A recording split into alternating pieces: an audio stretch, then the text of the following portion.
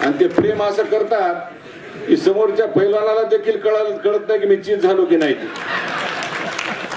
त्याला घरी गेल्यानंतर कळते अरे माझ्या पाठीला माती टेकली. म्हणजे इतकं भारी प्रेम करतात. मी 1.5 वर्षापासून त्यांच्या सोबत आहे.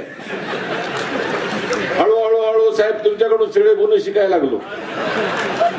पण मी त्या आपल्या जत्रेमध्ये असते ना गावाकडं, त्या जत्रेमध्ये नारळाचा टिल्लू पैलवान असते आणि एक 1000चा पैलवान असते, 1000 रुपयाला. तर तुम्ही 1000 रुपयाले पैलवान आहे तर मी नारळाचा टिल्लू पैलवान आहे. कारण मला अजून 1000चा पैलवान व्हायला थोडासा वेळ आहे. त्यामुळे अशा पद्धतीने तुम्ही प्रेम करीत करीत लोकांना चित करीत राहावे अशी मी ईश्वराला प्रार्थना करतो. आणि दुसरं असं झालं की या नितीनने या सभागृहाला एवढी भीती घातली की त्यानं असं सांगितलं की कॅन्सरचा रेशो इतके बा इतके इतके बा इतके. मग 100रातले एवढे. इथं अमरराजूरकर हांबर्डेकडे बघायला लागला भीतीनं. माझा दुष्यंत सोनाळे मागच्याकडे बघायला लागला.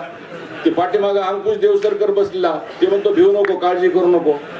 म्हणजे इतकी त्याने भीती घातली सभागृहामध्ये की त्या कॅन्सरच्या भीतीनं मला तर असं वाटेल नितीनजी आपल्या उद्या तुझ्या गॅलेक्सी रुग्णालयावर तुझ्याकडून एंडोस्कोपी करून घेण्यासाठी भरपूर गर्दी या सभागृहातून येणार आहे. त्याच्यामुळे सांभाळून रे बाबा.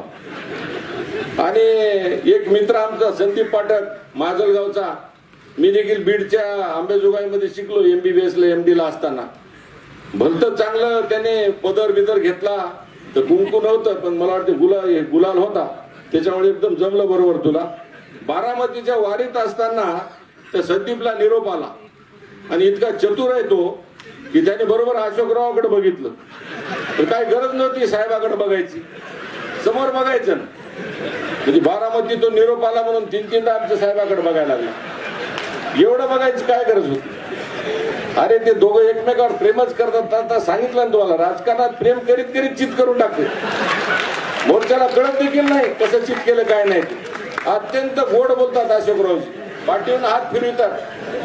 आणि एखाद्याचं जर समजा तिकीट कटलेलं असलं ते हेलिपॅड मधून उतरल्यानंतर आता त्याला तिकीट कटलेलं नसते. म्हणजे तिकीट कटलेलं तर असते पण जाहीर तर झालेलं नसते.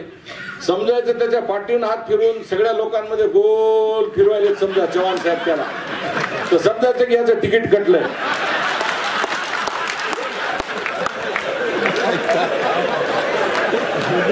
याला म्हणजे राजकारण. समोरच्याला वाटते माझं तिकीट लागलं म्हणून साहेबांना खांद्यावर हात ठेवला आणि हेलिकॉप्टरच्या भोवताल फिरला. अरे तुझं तिकीट कटलंय म्हणून तुला भोवताल फिरवायला लागले. याला म्हणते राजकारण.